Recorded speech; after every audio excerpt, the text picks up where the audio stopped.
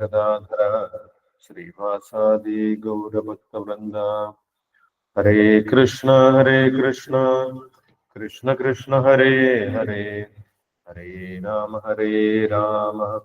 രാമ രാമ ഹരേ ഹരേ. ഓം നമോ ഭഗവതേ വാസുദേവായ. ഓം നമോ ഭഗവതേ വാസുദേവായ. ഓം നമോ ഭഗവതേ വാസുദേവായ. നിഗമകൽപതരോർഗളിതം ഫലം ചുഗമുഖാത്മദ്രവസംയുതം പിബത ഭാഗവതം രസമാലയം മുഹുരഹോ രസികാ ഭുവി ഭാവുകാഃ.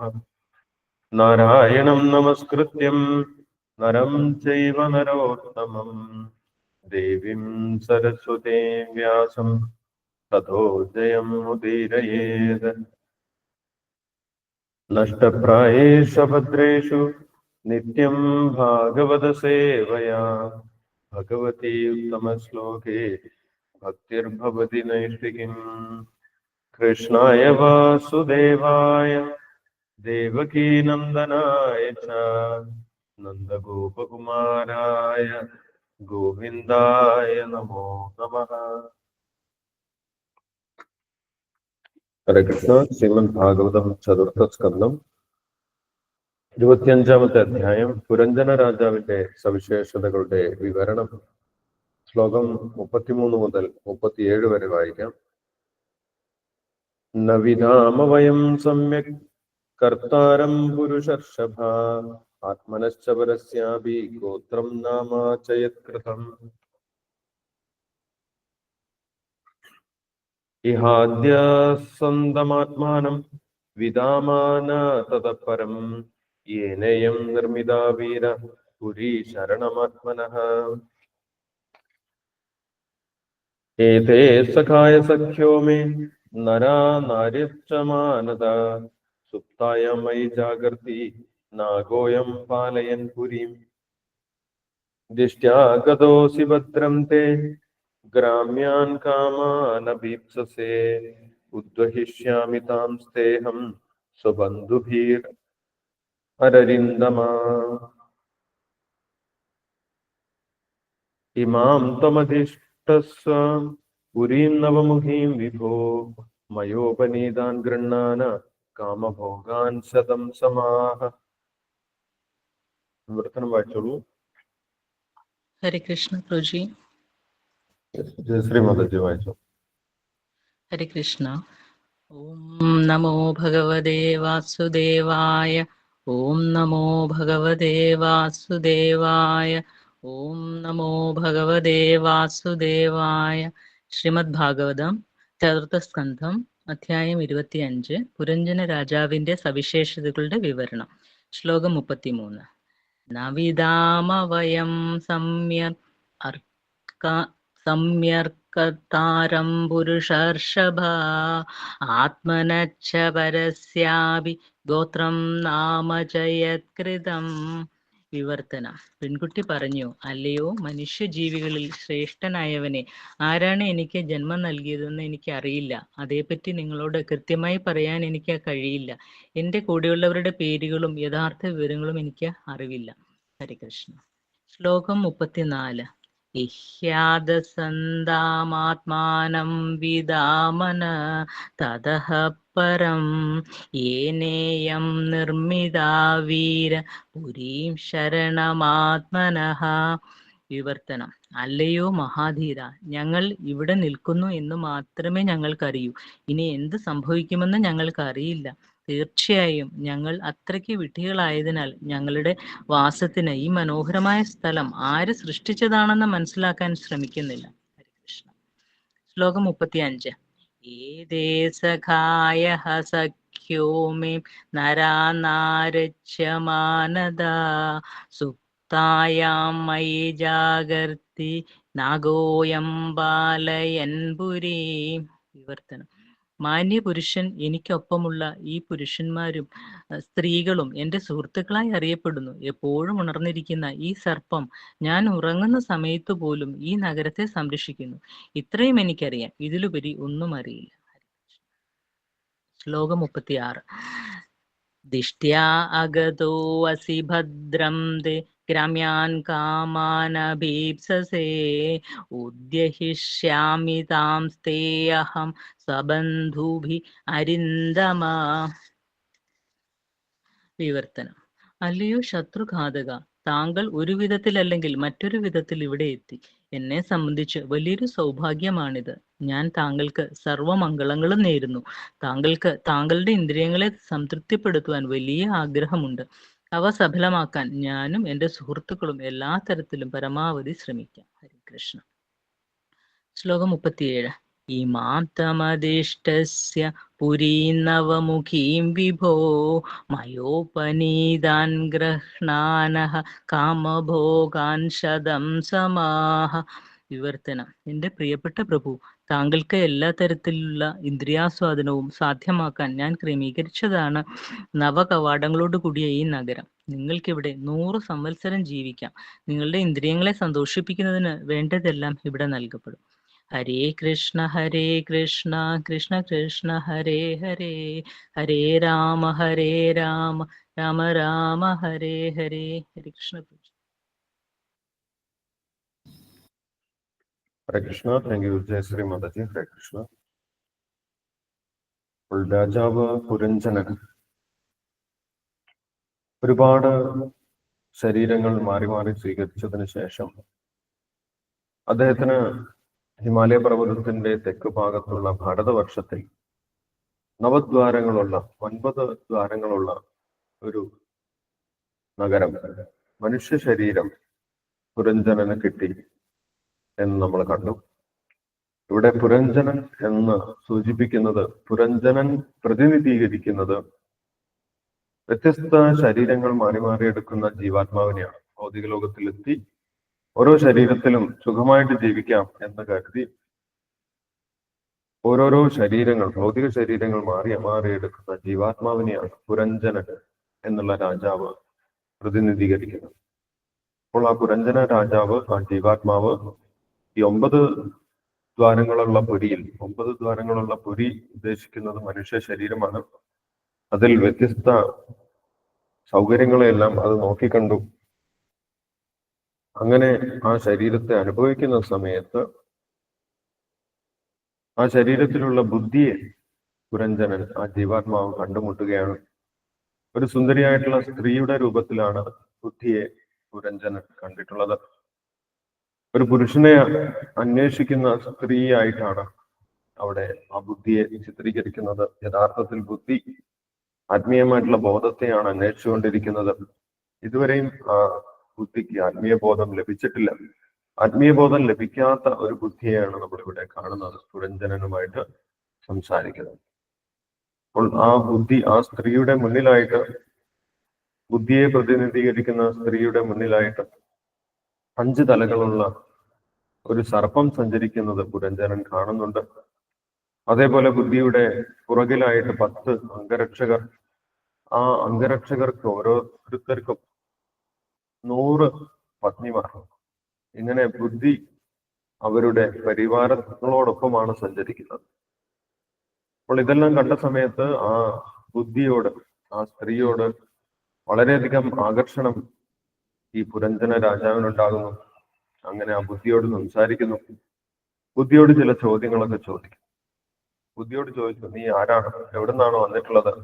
ആരാണ് നിന്റെ അച്ഛനമ്മമാർ? എന്താണ് നീ ഇവിടെ ചെയ്യുന്നത്? എന്താണ് നിന്റെ ജീവിതത്തിന്റെ ലക്ഷ്യം? ഇങ്ങനെയുള്ള ചോദ്യങ്ങളെല്ലാം പുരഞ്ജനൻ ആ ബുദ്ധിയോട് ചോദിച്ചിട്ടുണ്ടായിട്ടുണ്ട്.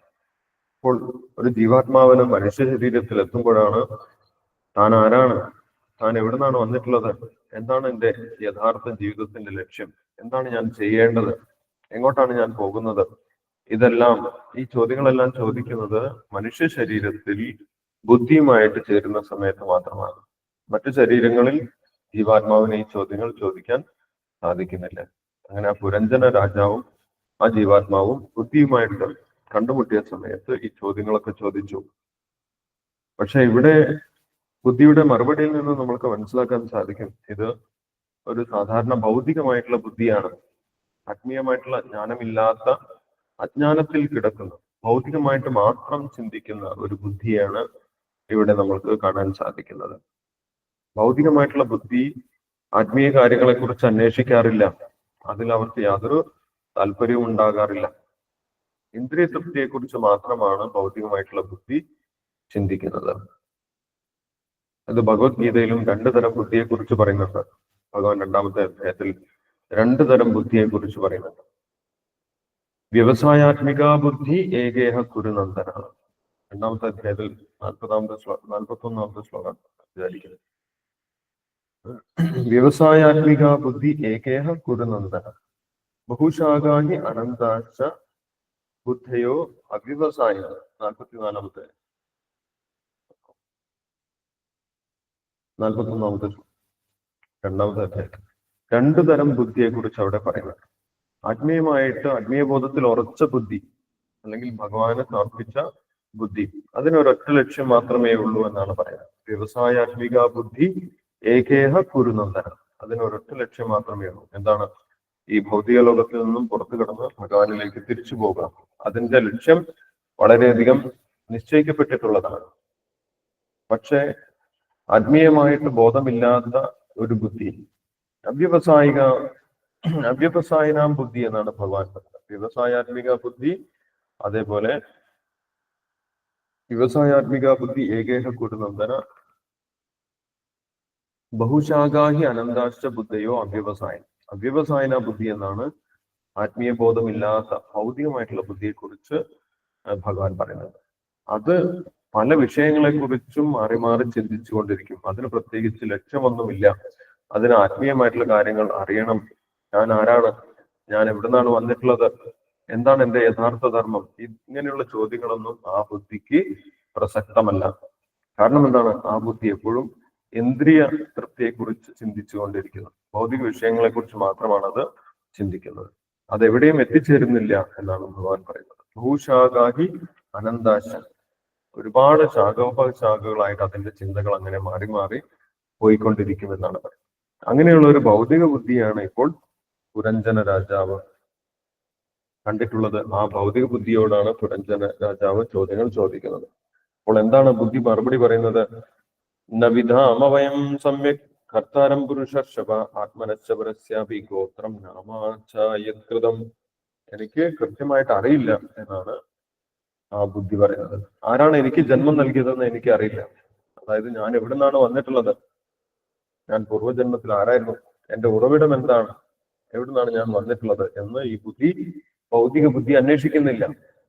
അതേപറ്റി നിങ്ങളോട് കൃത്യമായി പറയാൻ എനിക്ക് അറിയും. നിങ്ങൾ ആരാണ് എന്ന് ചോദിച്ചു കഴിഞ്ഞാൽ അത് അടിസ്ഥാനപരമായിട്ടുള്ള ഒരു ചോദ്യമാണ്. അത് നമ്മൾ അറിഞ്ഞിരിക്കേണ്ടതാണ്. പക്ഷെ ഇന്നത്തെ കാലത്തും വലിയ വലിയ ഗവേഷണങ്ങൾ നടത്തുന്ന ശാസ്ത്രജ്ഞന്മാരോട് പോലും നിങ്ങൾ ആരാണ്, നിങ്ങൾ യഥാർത്ഥത്തിൽ ആരാണ് എന്ന് ചോദിച്ചു കഴിഞ്ഞാൽ അവരുടെ ആ സ്വരൂപം, അവരുടെ യഥാർത്ഥ ഐഡന്റിറ്റി എന്താണെന്ന് അവർക്ക് വ്യക്തമായിട്ട് പറയാൻ സാധിക്കുന്നില്ല. അവരവരുടെ പേര് മാത്രം പറയും, അതാണ് ഞാൻ എന്ന് വിചാരിക്കും. പേര് നമ്മൾക്ക് ജനിച്ചതിന് ശേഷം ഇവിടെ നിന്നും കിട്ടിയിട്ടുള്ളതാണ്. പക്ഷെ യഥാർത്ഥത്തിൽ ഞാൻ ആരാണ്, ഞാൻ എവിടെ നിന്നാണ് വന്നിട്ടുള്ളത്, എന്തുകൊണ്ടാണ് എനിക്ക് ഇങ്ങനെയുള്ള ശരീരം കിട്ടിയിട്ടുള്ളത്, എന്താണ് ഞാൻ ചെയ്യേണ്ടത്, ഇങ്ങനെയുള്ള അടിസ്ഥാനപരമായിട്ടുള്ള ചോദ്യങ്ങൾക്ക് വലിയ വലിയ ശാസ്ത്രജ്ഞന്മാർക്ക് പോലും കൃത്യമായിട്ട് മറുപടി പറയാൻ സാധിക്കുന്നില്ല. കാരണം അവരുടെ ചിന്ത ഭൗതിക വിഷയങ്ങളെ കുറിച്ചാണ്. അവനവനെ കുറിച്ച് ഒരിക്കലും അവര് ആത്മീയമായിട്ടുള്ള കാര്യങ്ങളെ കുറിച്ച് അവർ ചിന്തിക്കാത്തത് കൊണ്ട്, അതിൽ താല്പര്യമില്ലാത്തത് കൊണ്ട് ഇങ്ങനെയുള്ള മറുപടിയാണ് അവർ നൽകുന്നത്. ഈ ഭൗതിക ബുദ്ധിയാണ് മറുപടി നൽകുന്നത്. എനിക്ക് കൃത്യമായി പറയാൻ സാധിക്കുന്നില്ല എന്നാണ് ഇവിടെ ആ ബുദ്ധി പറയുന്നത്.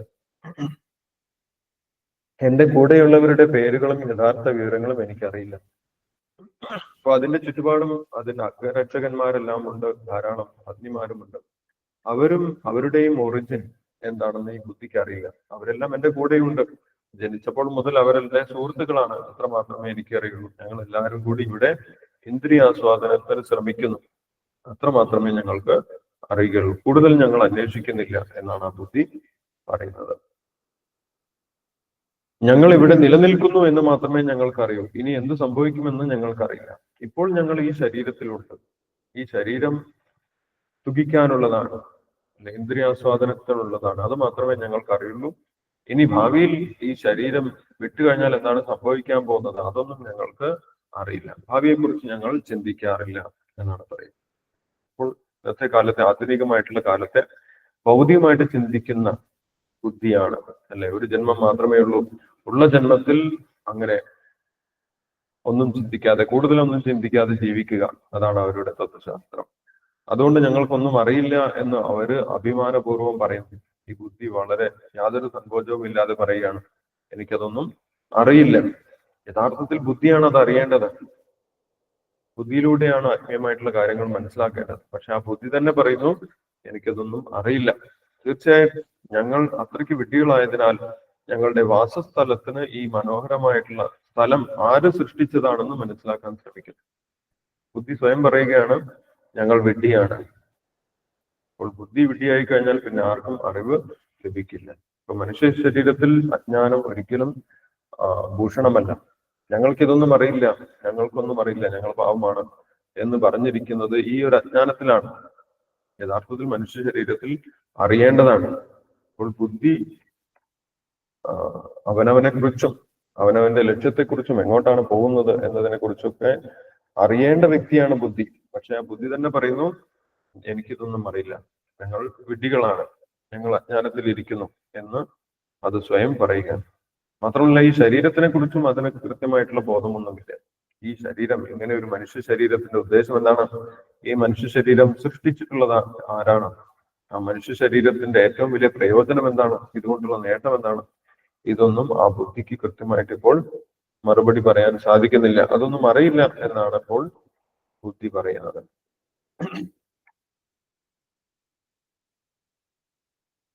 ഇനി ആ നാഗത്തിനെ കുറിച്ച് ചോദിച്ചിട്ടുണ്ടായിരുന്നു. നിന്നെ സംരക്ഷിക്കുന്ന, നിന്റെ മുന്നിൽ പോകുന്ന ആ ഒരു സർപ്പം, 5 തലയുള്ള സർപ്പം, അതാരാണ് എന്ന് ചോദിച്ചിട്ടുണ്ടായിരുന്നു. അപ്പോൾ അതിന് മറുപടി പറയുന്നത് എന്താണ്? എപ്പോഴും ഉണർന്നിരിക്കുന്ന ഈ സർപ്പം ഞാൻ ഉറങ്ങുന്ന സമയത്ത് പോലും ഈ നഗരത്തെ സംരക്ഷിക്കുന്നു. ഇത്രയും എനിക്കറിയാം, അതിലൊരു ഉപരി ഒന്നും അറിയില്ല. ആ സർപ്പം എന്ന് പറയുന്നത് ഞാൻ ഉറങ്ങുമ്പോൾ പോലും ഉണർന്നിരിക്കുന്നതാണ്. പ്രാണനെ കുറിച്ചാണ് പറയുന്നത്. പ്രാണൻ എല്ലാ സമയത്തും ഉണർന്നിരിക്കും. ഒരു വ്യക്തി ശരീരം വിശ്രമിക്കുമ്പോൾ പോലും, ഉറങ്ങുമ്പോൾ പോലും പ്രാണൻ ഉണർന്നിരുന്ന് ആ ശരീരത്തെ സംരക്ഷിക്കുന്നുണ്ട്. ശാരീരിക പ്രവർത്തനങ്ങൾക്ക് നടക്കുന്നുണ്ട്, ശ്വാസോച്ഛ്വാസം നടക്കുന്നുണ്ട്, ഹൃദയസ്പന്ദനം നടക്കുന്നുണ്ട്, അല്ലെ. ശരീരത്തിലെ പ്രാണനുമായിട്ട് ബന്ധപ്പെട്ട കാര്യങ്ങളൊക്കെ നടത്തുന്നുണ്ട്. അത് ഈ പ്രാണനാണ് നടത്തുന്നത്. ഞാൻ ഉറങ്ങുമ്പോഴും ഈ പ്രാണൻ ഉറങ്ങുന്നില്ല എന്ന് മാത്രം എനിക്കറിയാം. അല്ലാതെ പ്രാണന്റെ പ്രവർത്തനങ്ങളെ കുറിച്ച് കൂടുതൽ ഞാൻ ചിന്തിച്ചിട്ടില്ല. അതൊന്നും എനിക്ക് അത്ര വിശദമായിട്ട് അറിയില്ല എന്നാണ് ഈ ബുദ്ധി പറയുന്നത്. അതിനേക്കാൾ ഉപരിയായിട്ട് എനിക്കൊന്നും അറിയില്ല എന്നാണ് ബുദ്ധി പറയുന്നത്. അപ്പോൾ വളരെ നിരുത്തരവാദിത്വപരമായിട്ടാണ് ഈ ബുദ്ധിയുടെ മറുപടി പറയുന്നത്. ഞാൻ ആരാണെന്ന് എനിക്ക് അറിയില്ല, അല്ല, ഞാൻ എങ്ങോട്ടാണ് പോകുന്നതെന്ന് എനിക്ക് അറിയില്ല, എന്താണ് ഭാവിയിൽ സംഭവിക്കാൻ പോകുന്നതെന്ന് അറിയില്ല, എന്റെ ചുറ്റുപാടുമുള്ളവർ, ഈ ചുറ്റുപാടുമുള്ള ശരീരം ആരാണ് സൃഷ്ടിച്ചത്, ഇതൊന്നും എനിക്ക് കൃത്യമായിട്ട് അറിയില്ല എന്നാണ് ബുദ്ധിയുടെ മറുപടി നൽകുന്നത്. അപ്പോൾ എന്തുകൊണ്ടാണ് ബുദ്ധിക്ക് അത് അറിയാൻ സാധിക്കാത്തത് എന്ന് അടുത്ത ശ്ലോകത്തിൽ നിന്ന് നമുക്ക് മനസ്സിലാക്കാൻ സാധിക്കും. ആ ബുദ്ധി എല്ലാ സമയവും ഇന്ദ്രിയ വിഷയങ്ങളെ കുറിച്ചാണ് ചിന്തിക്കുന്നത്. ഇന്ദ്രിയ സുഖപൂർത്തിക്കുള്ളതാണ് ഈ ശരീരം. അതുകൊണ്ട് അതിനുവേണ്ടി ചിന്തിക്കാം, അതെങ്ങനെ നടത്താം എന്നതിനെ കുറിച്ചാണ് ഇപ്പോൾ ബുദ്ധി ചിന്തിച്ചു കൊണ്ടിരിക്കുന്നത്. അതുകൊണ്ട് അവനവനെ കുറിച്ച് മനസ്സിലാക്കാനോ അവനവന്റെ ഭാവിയെ കുറിച്ച് ചിന്തിക്കാനോ അതിന് സമയമില്ല. അതുകൊണ്ട് ആ ബുദ്ധിക്ക് ഇതൊന്നും അറിയില്ല എന്നാണ് പറയുന്നത്. താങ്കൾ ഒരു വിധത്തിൽ അല്ലെങ്കിൽ മറ്റൊരു വിധത്തിൽ ഇവിടെ എത്തി. എന്നെ സംബന്ധിച്ച് അത് വലിയൊരു സൗഭാഗ്യമാണ്. അപ്പോൾ സ്ത്രീ രൂപത്തിലുള്ള ബുദ്ധി പുരുഷ രൂപത്തിലുള്ള പുരഞ്ജനെ കണ്ട സമയത്ത് മറ്റൊന്നും ചിന്തിക്കേണ്ട ആവശ്യമില്ല. നമ്മൾക്കിപ്പോൾ ഇന്ദ്രിയ സുഖപൂർത്തിക്കുള്ള ഒരു അവസരമുണ്ട്, അതിനെക്കുറിച്ച് മാത്രം ചിന്തിച്ചാൽ മതി എന്നാണ് ആ ബുദ്ധി പറയുന്നത്. മറ്റുള്ള കാര്യങ്ങളെ കുറിച്ച് അന്വേഷിക്കുന്നതിൽ വലിയ താല്പര്യം ആ ബുദ്ധിക്ക് ഇല്ല. ഭൗതികമായിട്ടുള്ള താല്പര്യം മാത്രമേ ആ ബുദ്ധിക്കുള്ളൂ. ഇമാം തമധീതിഷ്ഠ പുരീം നവമുഖീം വിഭോ മയോപനീതാൻ ഗൃഹാന കാമഭോഗാൻ ശതം സമ. ഒരു കാര്യം ആ ബുദ്ധിക്ക് അറിയാം. എന്താണ്? 100 വർഷം ഈ ഒരു ശരീരം നിലനിൽക്കും. 100 വർഷം ഇന്ദ്രിയ സുഖങ്ങൾ അനുഭവിക്കാൻ സാധിക്കുന്നതാണ് ഈ ശരീരം. അതുകൊണ്ട് അതിനു വേണ്ട ക്രമീകരണങ്ങളെല്ലാം ഞാൻ ചെയ്യാം, അതിനുവേണ്ടി പരിശ്രമിക്കാം എന്നാണ് ആ ബുദ്ധി പറഞ്ഞു കൊടുക്കുന്നത്. അപ്പോൾ ഭൗതികമായിട്ടുള്ള ബുദ്ധി ഒരു ജീവനെ ഈ ഭൗതിക ശരീരത്തിൽ കുടുക്കിയിടുന്നത് എങ്ങനെയാണെന്ന് നമ്മൾക്ക് ഇവിടെ മനസ്സിലാക്കാൻ സാധിക്കും. മനുഷ്യ ശരീരത്തിലാണെങ്കിൽ പോലും ബുദ്ധി ഭൗതികമാണെങ്കിൽ ആത്മീയമായിട്ടുള്ള കാര്യങ്ങളെ കുറിച്ച് അറിയില്ലെങ്കിൽ ആ ബുദ്ധി പോലും ആ ജീവാത്മാവിനെ ആ ഭൗതിക ശരീരത്തിൽ ഇന്ദ്രിയ തൃപ്തിക്ക് വേണ്ടി കൊടുക്കിയിടുകയാണ് ചെയ്യുന്നത് എന്ന് നമുക്കിവിടെ മനസ്സിലാക്കാൻ സാധിക്കും. ഇനി ഇന്ദ്രിയ തൃപ്തിക്ക് വേണ്ടി എന്തെല്ലാം സൗകര്യങ്ങളാണ് ആ ശരീരത്തിലുള്ളത് എന്ന് ആ ബുദ്ധി പുരഞ്ജന രാജാവിനോട് പറഞ്ഞു കൊടുക്കുന്നുണ്ട്. അത് അടുത്ത ശ്ലോകങ്ങളിൽ വിശദമായിട്ട് പറയുന്നുണ്ട്. ഭൗതികമായിട്ടുള്ള ചിന്തയിൽ ഒരു വ്യക്തി ചെയ്യേണ്ടത് എന്തൊക്കെയാണ്, ഒരു വ്യക്തിയുടെ കടമ എന്താണ്?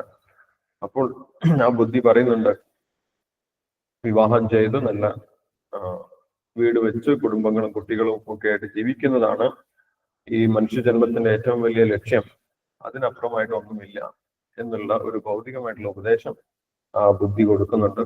അത് നമ്മൾക്ക് സമൂഹത്തിൽ സാധാരണമായിട്ട് കാണുന്ന ഒരു ജീവിതത്തിനെ കുറിച്ചുള്ള ചിന്തയാണ്. അതുതന്നെയാണ് ഇവിടെ ഈ ബുദ്ധി ഉപദേശിക്കുന്നത്. അത് നമുക്ക് അടുത്ത ദിവസം വായിക്കാം.